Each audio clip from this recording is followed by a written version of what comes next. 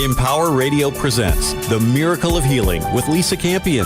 Meet healers, learn different modalities, and hear empowering stories of people on their healing journey. The Miracle of Healing on Empower Radio. Here's your host, Lisa Campion.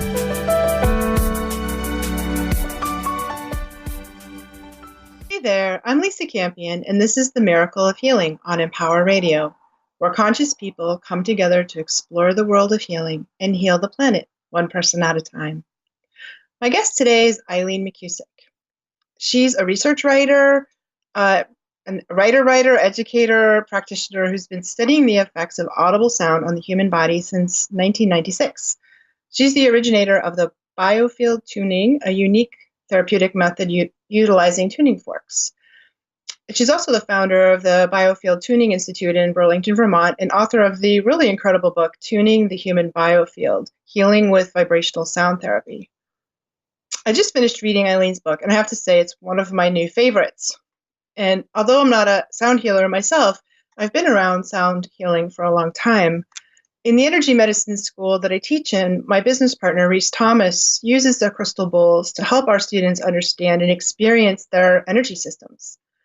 The crystal bowls Reese uses are tuned to the frequency of the chakras. So when the root chakra bowl plays, you feel the vibration of the bowl resonating in your body. And you might not feel it in your root chakra. You might feel it in your ear or in your elbow or in your big toe. It could be anywhere. In fact, where you feel it will tell you a lot about how you're running your energy. This method helps our students learn how to feel and experience energy rather than just think about it. Thinking about your root chakra isn't all that helpful in assisting you find the blocks and helping you clear them. Actually, feeling the vibration is where it's at. So in my experience, sound healing levels the playing field in a way. It gets you out of your mind and into your energy, where Reese says there's no hiding what's really going on in your energy field. It offers a powerful diagnostic tool that anyone really can learn how to use. It's very, very, very cool stuff. And Eileen has created her own way of using sound healing using tuning forks that she's going to talk about today. And I'm just super thrilled to have her with us. So welcome, Eileen. Thanks for having me. Wow. So I'm so thrilled that you're here. I've really, like I told you, I've been in the energy healing business for just about 30 years. And your book was probably one of the best ones I've read in a long time. It really was fascinating. And I learned a lot of new things that I didn't know, so that's great. Nice, thanks. I was wondering if you could share just a tiny little bit of your backstory, because I think it's really interesting about what kind of brought you into this journey of becoming a sound healer. Well, I think what brings a lot of people to healing is you're searching for your own healing, and that was definitely the case with me. Why I went to massage therapy school is because I had really bad back pain. I had TMJ. I had adrenal burnout. I was suffering from depression and really just looking to feel better. And massage therapy seemed like a good entry point into holistic health. So I actually owned a really busy restaurant, and that is the reason why I was such a wreck, just from overwork and stress, which is why a lot of people are wrecks. And ended up leaving for a year and going to massage therapy school, and then coming back to the restaurant, but having boundaries and setting limits, and then doing part-time massage on the side. And it was during the very early stages of this sort of hobby massage practice that I picked up a set of tuning forks and started playing with them and started making really interesting observations from the very beginning. Like, I thought that if you activated a tuning fork and held it near the body, that it was just going to produce a sort of objective, steady tone, that it was going to be kind of input into the body. And what I didn't expect and what really surprised me was that the tone being produced by the tuning fork seemed to enter into a kind of dialogue with different parts of the body. And if someone had pain in a particular area and I held the fork over that area, it would actually sound sharp. Like pain, or if people were sad that day and I was holding the fork kind of over their heart, that the fork would sound sad. This was sort of unexpected. I also discovered that I could use sound to sort of move around the sounds that I was finding. Like, I find some spots that were loud, just kind of waving the forks over people, just listening, just observing. I don't know what I'm doing. And in some places the tone would go really loud and I'd like pass through it and then it would like get really like normal. And then I go back to it and it would be like loud. And I decided that anywhere it was loud meant that there was more energy. And the tuning fork set I had was a chakra set, and it said using a C over the root and D over the second, E over the third, and so on. And so I decided if it was going to be loud anywhere, it should probably be loud over the energy center. And I discovered that I could use the tuning fork to actually like hook into the loud spots to connect to it like a magnet might connect to iron filings. And I could actually drag the loud spot along with me.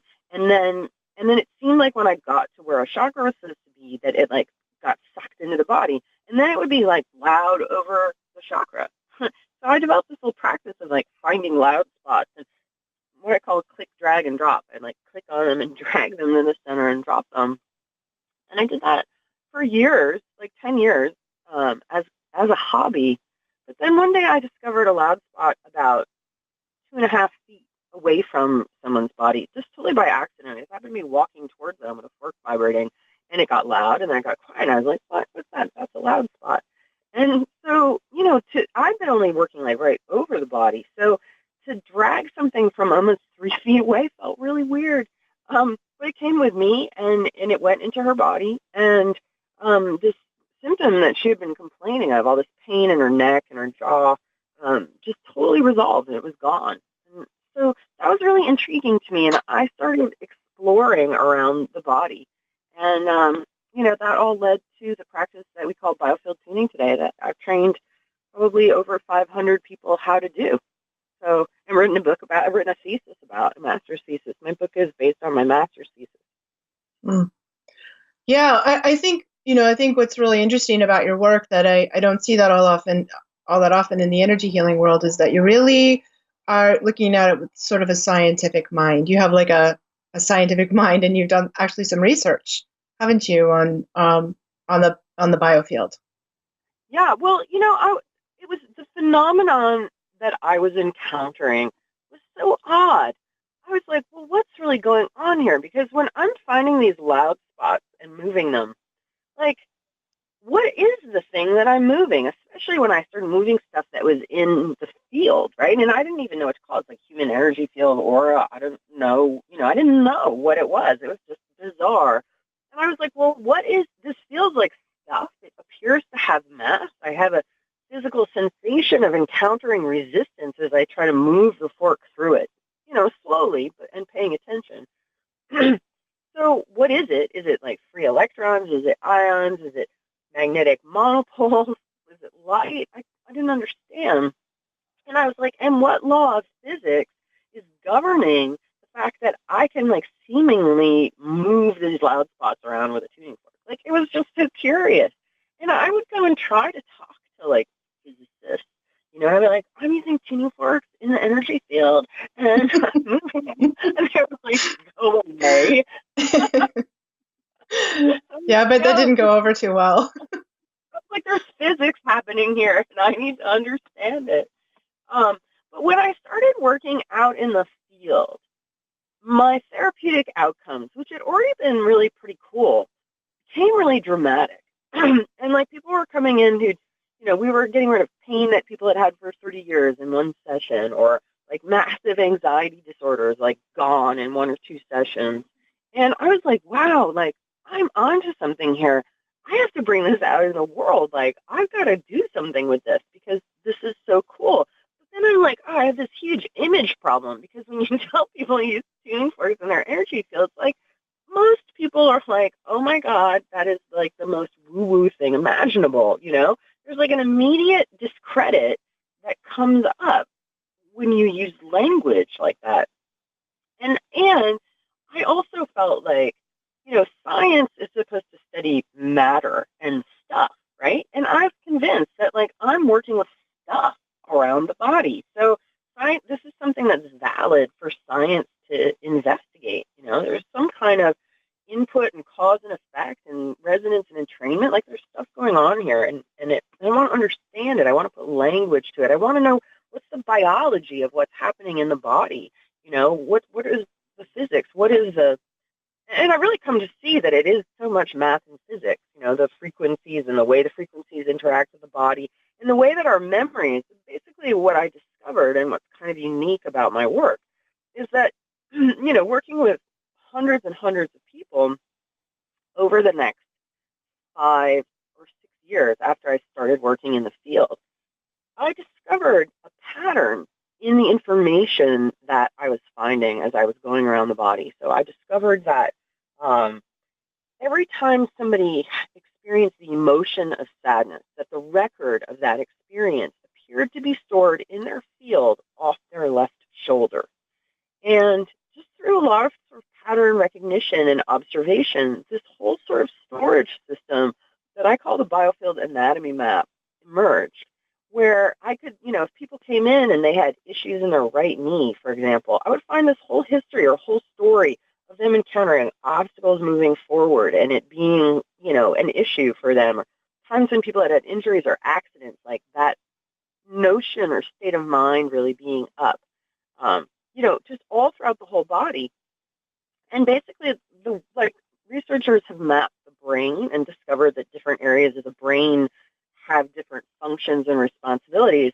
I've mapped the field just by bouncing sound off of it and listening to the signal that comes back. And, discovered, if we knew that you had a bike accident when you were 5 and you, broke your leg, I know exactly where in your field to find that distortion.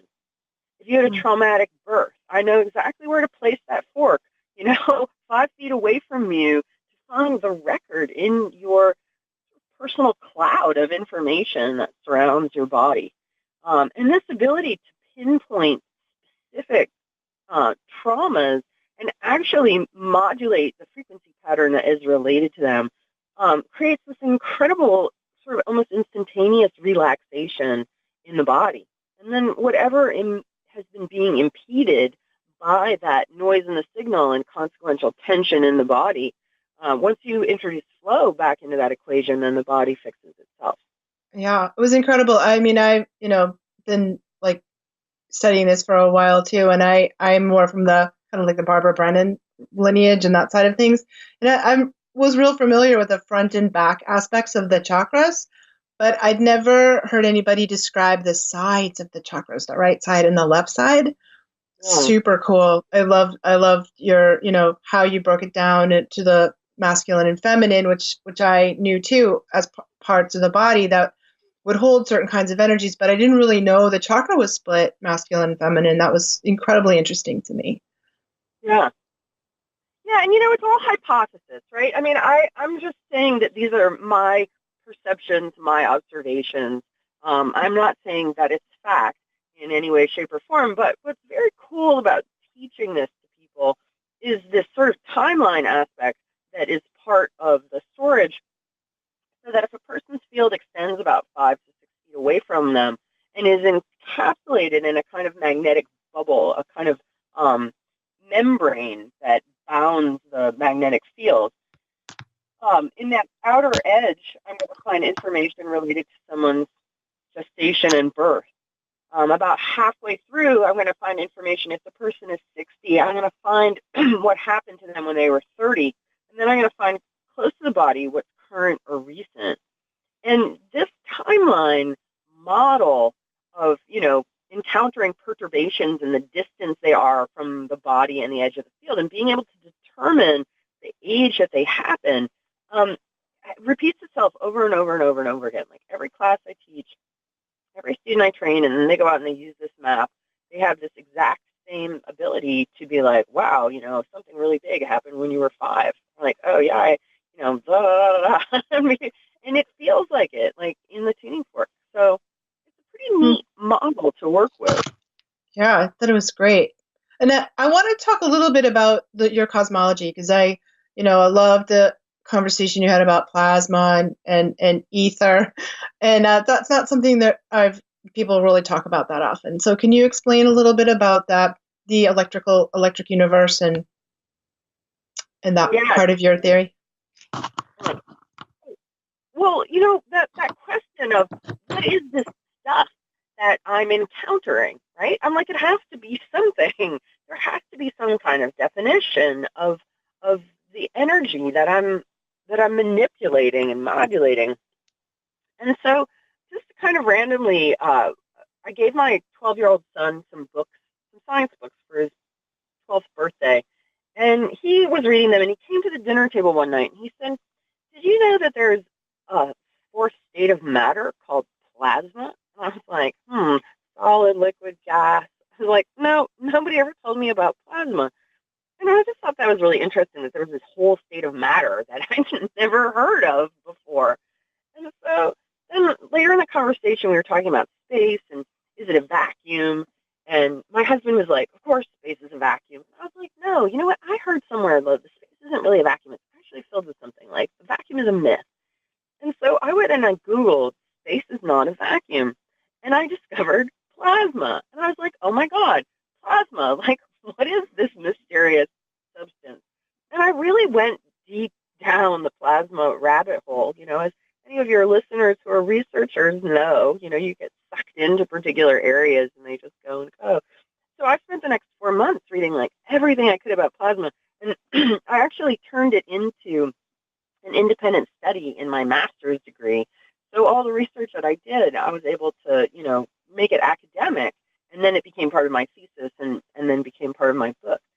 So, you know, plasma is what is plasma? Plasma is a gas, except that none of the molecules are bonded. So it's just like, it's a medium that just conducts electricity. It has a sort of free flow of electrons and ions. It's sort of potential, you know, that has it hooked up into a gas, and it carries electric charge. And so what that study of plasma did was it led me to electric universe theory. And I read all the books I could find about electric universe theory. And basically what electric universe theory says is that electricity, not gravity, is the dominant force in space. And the idea that everything in space happens due to gravity comes from an erroneous belief that charge separation or the plasma state can't happen in space because of this belief in the vacuum. But we've seen all this evidence to the contrary. So our current cosmology is really embedded in this gravitational model that sees everything as like dead and clockwork like and empty. You know, it's like this great big void and it's a vacuum and sound doesn't travel through space, and so nobody can hear you, and we're all alone on this rock in this middle of nowhere, spinning and meaninglessly in nothing. And you know, there's dark holes devouring light and mysterious dark energy and dark matter, and it's all entropy and it's all, you know, going down. Like, that's our cosmological story. It's kind of depressing. And it's really depressing. Like, why are people so depressed? It's so depressing, so dark, it's so separate. And when I learned about electric universe theory that said, you know, the sun isn't this isolated thermonuclear furnace burning itself out. It's an electromagnetic organism that is electromagnetically connected through these wires of current that flow through space called Birkeland currents. And that the whole universe is actually this electrically connected web of plasma of varying densities and intensities. So a sun is a plasma, but then the space in between is all plasma too. It's just plasma that's spread out and diffused. Well, it makes it sort of more like cells in a body, or the universe feels sort of more alive when you look at the electric universe theory. And I think that metaphysicians have kind of known that for a long time. It's like this theory is sort of proving what us metaphysicians kind of just feel to be true. Yeah, and I think that's the disconnect in our culture right now, is that the spiritual people are like, all is one. But then our secular cosmology is one of separation. And so how do you reconcile, you know, a cosmological story of separation with that felt sense of all is one? And the reason being is because the same electricity that powers the stars powers your cells. Like, you are an electric being. You're not just this chemical, mechanical meat lump. Your heart is beats by electricity. Your brain waves are electric. Your bones make electricity. They're piezoelectric crystalline structures that are making electricity deep inside your body. Your blood carries a charge. Your whole collagen network is a semiconductor transferring light and electricity and information throughout your whole body. Like, Yeah, the fascia carries a charge too, doesn't it? yeah, like you are electric, and the earth is electric, and the sun is electric, and it's all connected. It's all one electricity, and it's all connected. And so this idea of plasma, and I dug deeper into that, I discovered this idea of bioplasma and the idea that the human body is a diffuse magnetic plasma, or is the human biofield is a diffuse magnetic plasma that surrounds us, because we're electrical, so we have this sort of weak magnetic field. And so that was really exciting to see how the sort of model of what I was discovering in the body really fit very neatly into this electric universe model. I mean, it just really made sense. And so it would explain why all vibrational medicine works. Absolutely. Right? I mean, there's this whole mystery around, like, what's the energy in energy medicine, and skeptics get hostile about it. It's like freaking electricity, okay? It's really not that big of a deal. And when I'm dealing with the body's energy field, I'm dealing with a diffuse magnetic field. And, we know that information can be encoded in magnetically. So it's not, this is all stuff, it's all part and parcel of stuff we already kind of know in other places. But this whole sort of like, there's this current medical belief is that there's no such thing as an energy field. And we're not ever even told that plasma exists. So, it's a revelation to discover these things. Well, it's really nice, like, any Reiki practitioner or homeopathist or chiropractor or anybody that's, been studying these many, many different kinds of vibrational, I think of those as more vibrational, healing techniques. Sound is clearly, using vibration. I think it's so affirming to people who just have, like you do, have this daily experience of, manipulating somebody's biofield and bringing about change. It's just so refreshing to have the science part of that put into place. It's validating. Yeah. It was really satisfying to put it all together. And it's really, it's really exciting when people write to me almost every day and they're like, oh my God, I'm so glad that you put all those pieces together. Because everybody says the same thing. They look at all the pieces, they're like, well, this really makes sense. Yeah. That's what everybody says. So it must make sense, right? I thought it totally made sense. And, I think I love sort of quantum physics and from a layman's perspective and, my healing perspective, but what your work sort of filled the gap in the middle, like, well, how does that actually relate? That learning about plasma and ether and the electric universe and how you use sound frequency kind of all was, for me, able to weave it together into a coherent story that all made sense. Yeah. Super cool. Nice. So I know that you're incredibly busy and it's it's hard to get a spot teaching with you or working with you, but if people did want to learn more, what should they do if they want to learn more about tuning the human biofield? So I have a website called biofieldtuning.com, and there's a number of things on there. So we train people. I'm in the process of training teachers because I can't do it all. And so those, we have a few seats left in some classes this year. My book, we actually sell tuning forks. I had to create my own line of tuning forks because what I was finding is that the ordinary forks that people were using for healing really aren't built to stand up to biofield tuning. In biofield tuning, we're looking for distortion in the field, and we're staying in areas of distortion, and it creates mental fatigue, and tuning forks wear out. So I had to have these super high quality, extra strength tuning forks made that are probably some of the best in the world. Just in class today, I was demonstrating, a poor quality tuning fork from India with a really subpar striker, and how very different that sounds from one of my forks with a good striker. It's like a world of difference. So, if somebody wants to start using tuning forks, invest in good tools because you get what you pay for with tools of any kind. People always regret buying cheap tools. So, do yourself and the people who want to use them a favor and buy my good tuning forks. Awesome. Buy your book and buy your good your good tuning forks and get on a wait list for one of your classes, which is what I'm going to do. So thank you so much for joining us here today. I feel so honored that you took time out of your very busy schedule to be on the show. I really appreciate it. Thank you. Well, thanks for having me. It was fun. Awesome. Yeah, it was totally fun. I really enjoyed it. So thank you guys so much for joining me today on Empower Radio.